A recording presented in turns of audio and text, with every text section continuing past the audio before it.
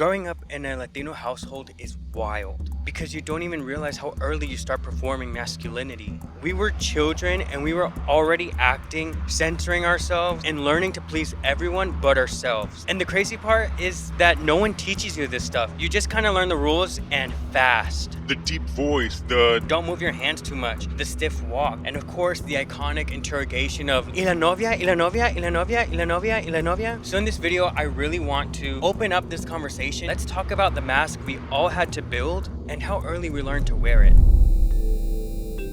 First of all, I think it's safe to say that all Latino households, they're not immune to the patriarchy. In fact, some may argue it's even worse. A book that I'm reading very slowly is by Bell Hooks. I love her definition of what, the patriarchy is, because you kind of hear it a lot. It's like a little buzzword and you're like, well, you kind of know what it is, but but her definition is a political social system that insists that males are inherently dominant and have the right to rule over the weak and to maintain that dominance through various forms of psychological terrorism and violence. In essence, I can only speak for households that I've been to that I know. So in Latino households, girl, that tracks. And let's be honest, this is something I've always said, especially on TikToks and stuff, is that the worst thing that you can be, according to people who are deeply, deeply, deeply subscribed to the patriarchy, is a feminine woman, a homosexual, or worse, a feminine homosexual, or a trans woman. And why? Because to them, femininity equals weakness. Anything soft is deemed as worthless. And coming from a Mexican household that was Catholic raised, pues, girl, it didn't make it any easier. The one blessing I did have was that my parents thankfully weren't super, super, super religious. Otherwise, I know I would have grown up with even way more trauma, like a lot of other kids did, unfortunately. For example, at age 6, at parties, at gatherings, I'd hear homophobic slurs constantly. Jokes men would just casually throw around to each other because they think that, being offensive is comedy. Every time I heard it, especially from my dad or tios or, just men around them, I would freeze. I would just like that one dog side eye meme, one wrong move and they'll know. So you could be as young as 6 years old and already feel that expectation that you're supposed to be a man, or rather that they expect you not to be anything that they deem as weak. If your voice wasn't deep enough, which, girl, mine never has been, to be honest. If you walked a certain way, if you moved your hands too much, if you liked Barbies instead of monster trucks, or if you like to hang out around your primas more than talking shit with the men outside. Every little thing felt like evidence. So growing up, you think every part of you is being watched. And at a young ass age, girl, you start protecting yourself. Or you do the brave thing and come out. And sometimes I think if I hadn't lived in so much fear, would I be farther in life maybe? But I can't blame myself because I was just a kid surviving.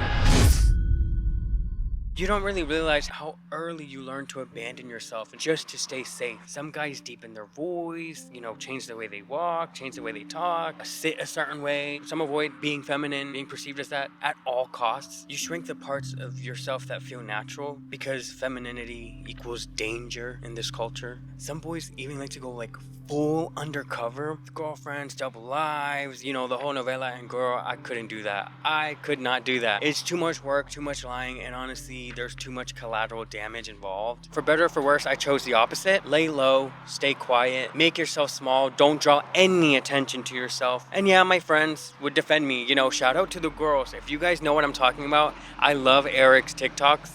He's not gay. He's Latino. Mi gente. He just likes High School Musical and sings it a lot because he likes to be involved in culture. Just because he's good at drawing doesn't mean he's gay. In middle school to high school, those were my friends. That's how ride or die and loyal my friends always were, and I appreciate them so much. For me, the secret recipe was deny, deny, deny, deny, deny, deny, and bury yourself in the sand. But hiding comes with a price. You drown in shame and you lose yourself. Growing up, I'd constantly hear stories about men who dated women in school or married women, had kids, and then later came out. And the way the older men would talk about this, girl, the jokes I heard. Cuando estés viejo se te va a voltear la tortilla. Or something along the lines of be careful or you'll catch it too. What?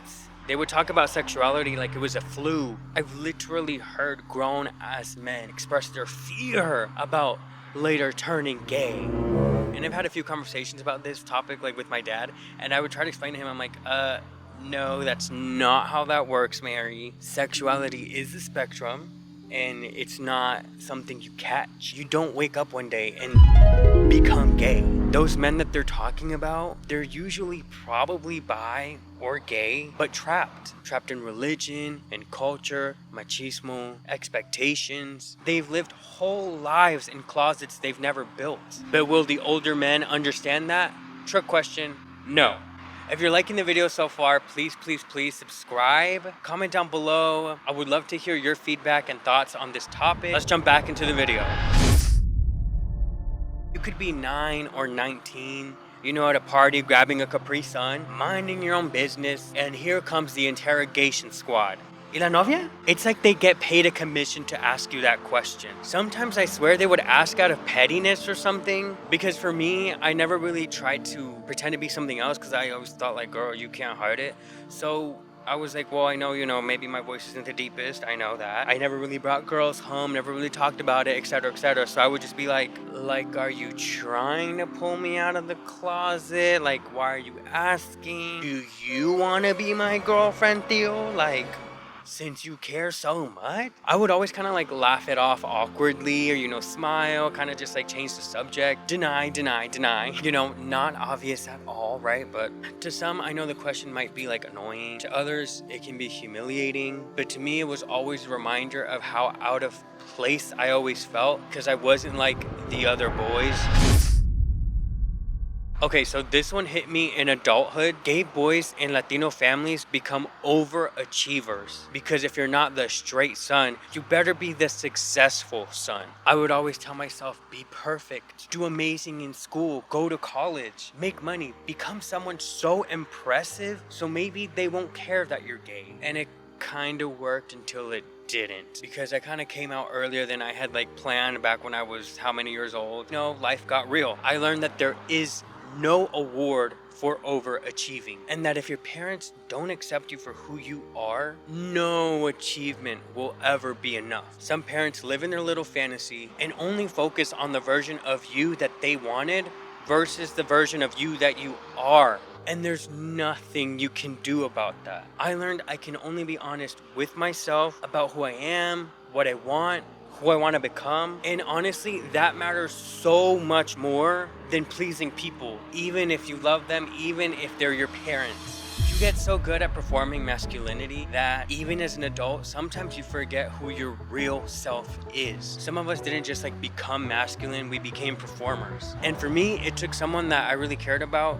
to help me peel back those layers. The shame, the fear, the heaviness I didn't even know I was carrying around. Self-censorship becomes your second language, and unlearning it, that's the real journey. If you relate to this, please know that you're not alone. Growing up in a Latino household forces you into roles that you never asked for, but we can unlearn them. We can take the mask off, little by little, and never look back.